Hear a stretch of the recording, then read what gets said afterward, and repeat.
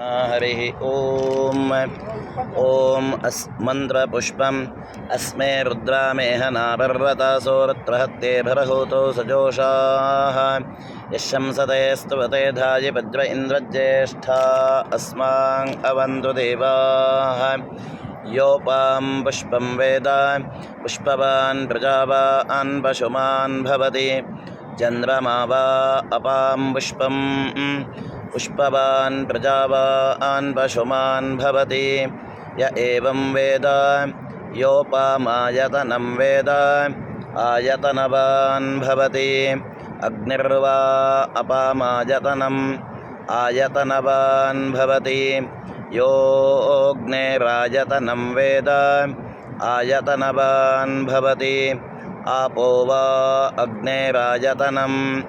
आयतनवान् भवति य एवं वेद योपामायतनं वेद आयतनवान् भवति वायुर्वा अपामायतनम् आयतनवान् भवति यो वायोरायतनं वेद आयतनवान् भवति आपो वै वायोरायतनम् आयतनवान् भवति य एवं वेद योपामायतनं वेद आयतनवान् भवति असौ वै तपन्नपामायतनम् आयतनवान् भवति यो मुष्यतपत आयतनं वेद आयतनवान् भवति आपो वा अमुष्यतपत आयतनम् आयतनवान् भवति य एवं वेद योपामायतनं वेद आयतनवान् भवति चन्द्रमा वा अपामायतनम् आयतनवान् भवति यश्चन्द्रमस आयतनं वेद आयतनवान् भवति आपो वै चन्द्रमस आयतनम् आयतनवान् भवति य एवं वेद योपामायतनं वेद आयतनवान् भवति नक्षत्राणि वा अपामायतनम्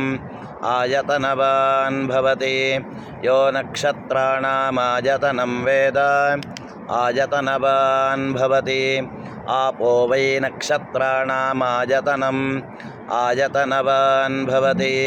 य एवं वेद योपामायतनं वेद आयतनवान् भवति पर्जन्यो वा अपामायतनम्